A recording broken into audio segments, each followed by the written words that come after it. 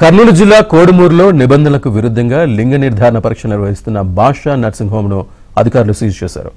పక్క ప్లాన్ తో ఏపీ, కర్ణాటకకు చెందిన నోడల్ అధికారులు పక్క ప్లాన్ ప్రకారం పట్టుకున్నారు. ఇందుకోసం ఓ గర్భవతిని హాస్పిటల్కి తీసుకొచ్చి లింగ నిర్ధారణ చేయాలని కోరారు. దీంతో వారి ముందే లింగ నిర్ధారణ పరీక్ష నిర్వహించిన ఆసుపత్రి సిబ్బందిని రెడ్ హ్యాండెడ్ గా పట్టుకున్నారు.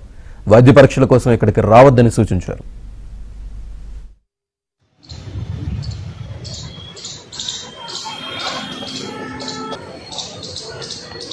పక్క ప్లాన్ తో ఏపీ, కర్ణాటకకు చెందిన నోడల్ అధికారులు పక్క ప్లాన్ ప్రకారం పట్టుకున్నారు. ఇందుకోసం ఓ గర్భవతిని హాస్పిటల్కి తీసుకొచ్చి లింగ నిర్ధారణ చేయాలని కోరారు. దీంతో వారి ముందే లింగ నిర్ధారణ పరీక్ష నిర్వహించిన ఆసుపత్రి సిబ్బందిని రెడ్ హ్యాండెడ్ గా పట్టుకున్నారు. వైద్య పరీక్షల కోసం ఇక్కడికి రావద్దని సూచించారు.